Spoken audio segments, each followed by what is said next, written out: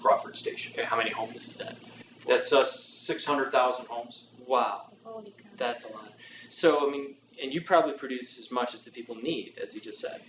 We only can produce that much, and what happens is we get a signal back from the regulating entity that tells us how much power they need on an instantaneous basis. So all those systems that we saw working in automatic follow that signal.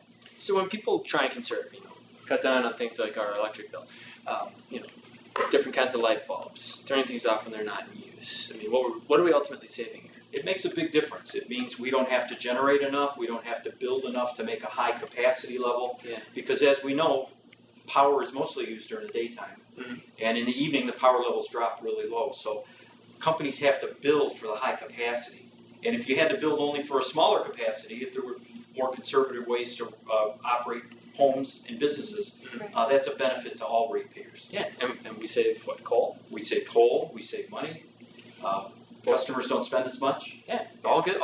All good things. And it must take 100 or more people to run this facility. It takes exactly that number here, 110 or so here, and the other plant that we operate, Fifth Station, is just over 60. Wow, so engineers and what other kinds of people work here? Every sort of degree that supports. We have a chemical engineer, mechanical engineers, electrical engineers, environmental specialist, engineering degree.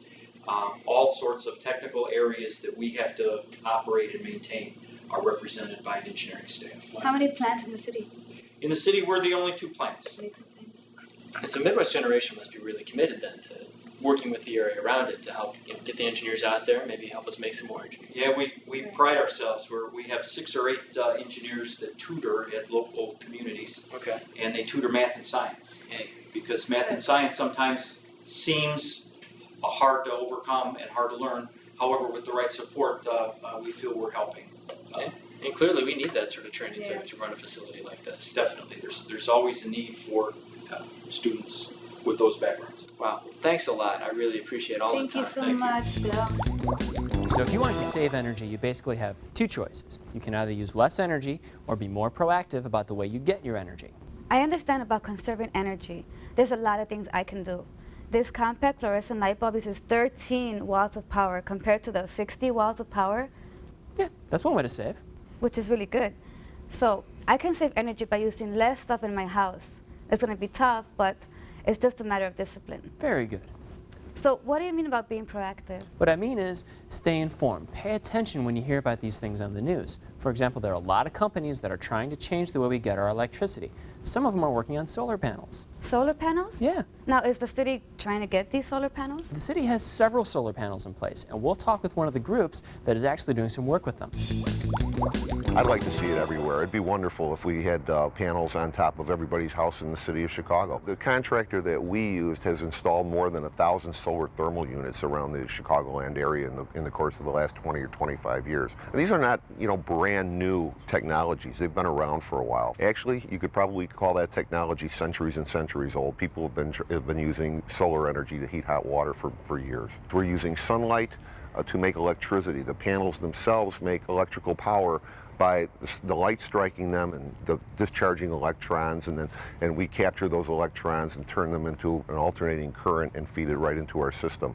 For the solar thermal units, that's even a little bit more straightforward. That's simply using the heat and energy from the sunlight to heat a fluid, a glycol solution, the same kind of solution you might find in the radiator of an automobile.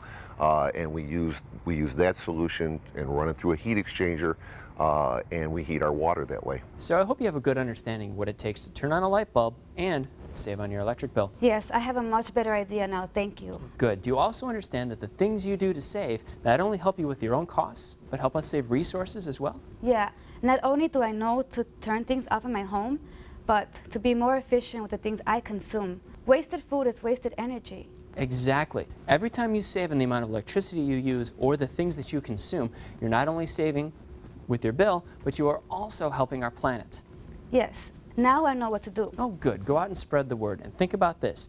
How many light bulbs does it take to change a city? Hey, look who's home. Did you find your scientist? What about that TP? Come on, I need that light. I was watching that. Don't turn off my music. Come on, I was listening to that. Give me that. I was drying my hair. Dude, you're like a year away from bald. That's so cold. Let the air do it. This is such a waste. Come on.